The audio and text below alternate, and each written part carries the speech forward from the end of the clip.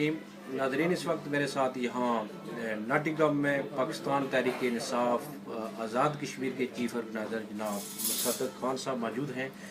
ये नवंबर में आज़ाद कश्मीर में गए थे और वहाँ इन्होंने 13 दिसंबर को as a political party election commission of Azad Kashmir में पार्टी रजिस्टर करवाई है। तो इनसे पूछते हैं कि सदक खान साहब, मुस्लिम लीग नून और पीपल्स पार्टी और मुस्लिम कॉन्फ्रेंस की मौजूदगी के बावजूद आप क्या समझते हैं कि आप वहाँ क्या करने जा रहे हैं कि 3 जमातें पहले भी वहाँ मेन स्ट्रीम हैं? ये एक देखिए, ये हमारा जो आगाज़ था वो था तब्दीली। वही तब्दीली हमने एक्सटेंड कर दी आज़ाद कश्मीर के अंदर।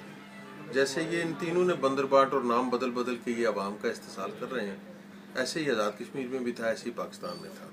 जैसे पाकिस्तान में लोगों ने रिस्पांस किया है और इतनी बड़ी जालसाजी के बावजूद तहरीक इंसाफ को 36 सीटें इन्होंने मतलब है कि वो रोक नहीं सके। KPK में गवर्नमेंट बन गई, पंजाब में हमारी स्ट्रॉन्ग अपोजिशन बन गई। Azad Kashmir is no different, वो भी बिल्कुल उससे ज़्यादा इस्तेसाल ज़दा इलाका है। इसको इसकी आज़ादी की तहरीक अपनी तरफ, इसकी इंतज़ामिया जो है वो आप उसकी हालत देखें। कोई मुजावर आ रहा है, कोई वो रायवेंड का मुजावर आ रहा है, कोई लड़काने का मुजावर आ रहा है, कोई इंसान उसमें आ ही नहीं रहा। लेकिन फ़र्क जो सिर्फ मुझे जो नज़र है वो ये है कि ये सिलेक्टेड लोग होते हैं।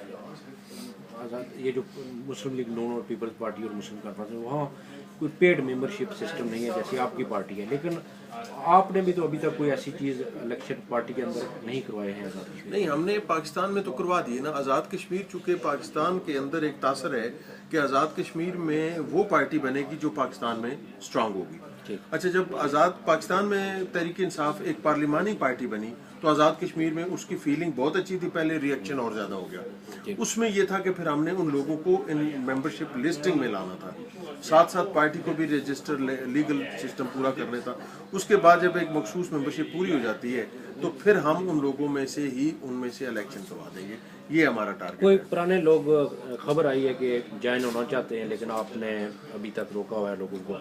मैंने बिल्कुल मेरा ख्याल ये था कि अगर हमने इसको पहले ही एक ओपन एरिया कर दिया तो इन लोगों ने वही दमा चौकड़ी यहाँ के मचानी है जो इन्होंने दूसरी पार्टी जो आज़ाद कश्मीर में मचाई है। इसलिए सबसे पहले जो नज़रियाती कारकुन और आम आदमी है उसको डेवलप किया जाए, उसका एक हिसार बांधा जाए मेंबरशिप का और लीडरशिप का।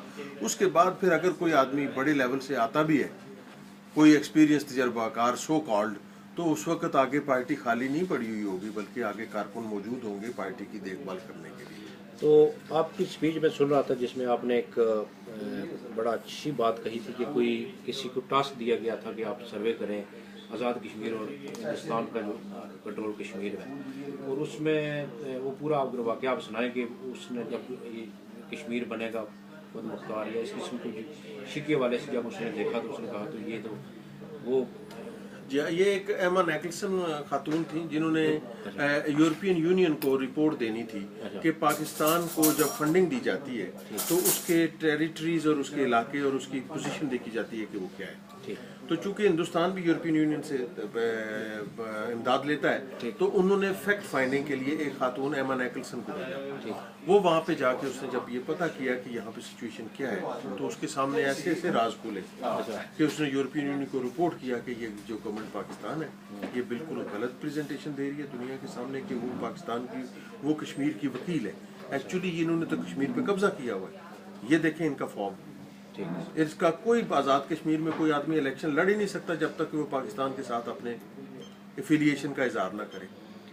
उसने फिर बहुत बड़ा नुकसान किया, यूरोपियन यूनियन की फंडिंग नहीं मिली, फिर कोई और प्ली ले गई, पता नहीं क्या हुआ, लेकिन एक्चुअल सूरत आ रही है। तो इमरान खान साहब का या पाकिस्तान तहरीक इंसाफ का कश्मीर के हवाले से क्या मौक़िफ़ है? हमेशा ये रहा है कि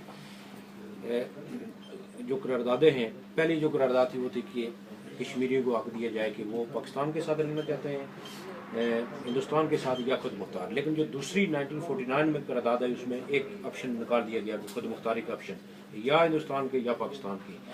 तो मुस्लिम कॉन्फ्रेंस ने रहा कश्मीर बनेगा पाकिस्तान।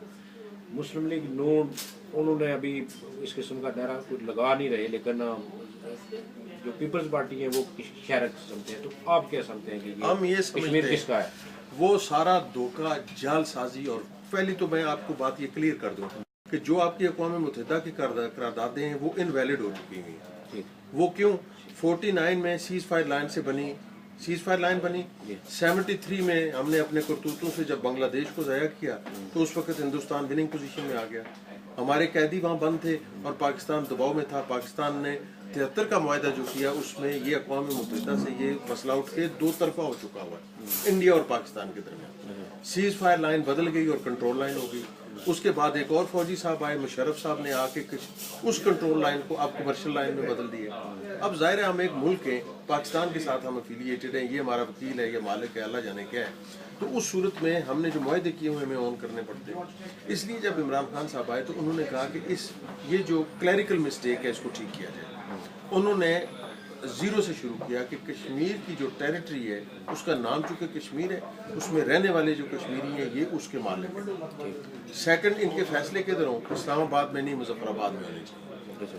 تھرڈلی انہوں نے کہا کہ ان لوگوں کو جب انڈیپینڈنس پورے طور پر وہاں سے مل جائے گی اس وقت یہ فیصلہ کریں گے کہ انہوں نے کس طرف جانا ہے. یہ وہ اصولی موقف ہے جو ڈے 1 سے ہونا چاہیے تھا. لیکن چونکہ انہوں نے جال سازیاں کرنی تھی، انہوں نے اپنے اسلحے بیچنے تھے، انہوں نے اپنے ٹھیکے لینے تھے، انہوں نے وہ کشمیر کے سیدھے سیدھے قصے کو الجھا کے رکھ دیا. یہ تھا وہ بنیادی تنازع جس کی وجہ سے یہ 66 سال سے یعنی ایک غلط انڈیا نے اس کو صحیح ثابت کرنے کی کوشش کر رہا ہے اور ایک صحیح پاکستان اپنی نائلی سے اس کو غلط. اب 2.5 سال کا عرصہ رہتا ہے، جی ہاں، ٹھیک ہے، اس کے بعد الیکشن ہونے ہیں، تو اتنا لمبا عرصہ نہیں ہے. تو آپ کی جماعت ساری سیٹوں پر امیدوار کھڑے کرے گی؟ پوری سیٹوں پر ہمیں بڑی مشکل ہوگی. میں آج آپ کو کہہ رہا ہوں ایچ سیٹ پہ اتنا بڑا ٹکٹ کا مقابلہ ہوگا کہ انشاءاللہ تعالی وہیں سے فیصلہ ہو جائے گا کہ آنے والی جماعت کون سی آزاد کشمیر. تو اس میں کب سے آپ فل فلیج، جیسے پاکستان لاہور میں جلسہ ہوا تھا تو وہاں ایک سمت متعین ہو گئی تھی، تو آزاد کشمیر میں آپ فل یہ ہو چکا ہوا ہے. یہ 13 نومبر کو ہوا تھا 2012 کو میرپور. لیکن گراؤنڈ میں اتنا زیادہ نظر نہیں آ رہا اس میں. نہیں، گراؤنڈ دیکھیں آپ 40 لاکھ کی آبادی میں جتنا آبادی ہے اتنا ہی نظر آئے گا نا. تو وہ آپ موومنٹ دیکھ لیں نا. ہم نے اپنا کینڈیڈیٹ کھڑا کر دیا، ہر کچھ دیکھ کے کھڑا کیا ہے نا. پارٹی رجسٹر ہوگی، ہمارے ہر ضلع میں ہماری تنظیم موجود ہے. تو آپ چیف آرگنائزر ہیں، اس کے علاوہ اور کتنے عہدیداران ہیں؟ اور ہم نے ایک سینٹرل ایگزیکٹو کمیٹی تمام 9 ڈسٹرکٹ سے ہم نے جو ڈسٹرکٹ آرگنائزر ہیں ان کی آرگنائزنگ کمیٹی بنائی ہے. اس کے علاوہ خواتین کا ونگ ہے، یوتھ کا ونگ ہے، یہ سارے لوگ ہیں، اسٹوڈنٹس کا ونگ ہے. اس کے جو مدر پارٹی ہے، یہ سارا ایک ڈھانچہ ہم نے کھڑا کیا. تو آپ کی کتنی قربت ہے جو پاکستان تحریک انصاف ہے، عمران خان پوری سینٹر جیسے میٹنگ وغیرہ ہوتی ہیں آپ کی؟ جی ریگولر ہوتے ہیں. اتفاق سے میرا بھی سینٹر وہی ہے، مطلب ہے کہ سینٹرل آفس میں میں بیٹھتا ہوں، جیسے کشمیر ہاؤس اسلام آباد ہے، اسی طرح میرا بھی وہی ہے. تو وہاں پہ ساری لیڈرشپ سے ڈیلی بیسس پہ ملاقاتیں ہوتی ہیں. تو آپ ذاتی طور پر لوگ آپ کو جانتے نہیں ہیں، مصدق خان، اب تھوڑا تو آپ تھوڑا سا اپنا بیک گراؤنڈ بتائیں. آپ کتنے عرصہ سے تحریک انصاف میں یہاں کے؟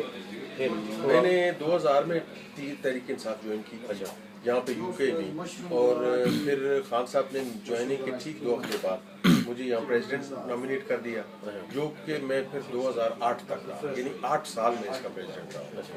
اس کے بعد خان صاحب کہنے لگے کہ انہیں پاکستان میں میری ضرورت ہے. تو پھر یو کے میں ہمارا ایک ڈفرینٹ تنظیمی ڈھانچہ بھی آ گیا. تو میں پھر 2008 سے لے کے اب تک آن اینڈ آف پاکستان آ جا رہا ہوں. ٹھیک، تو اسی کے ساتھ ہم اجازت چاہتے ہیں. اللہ نے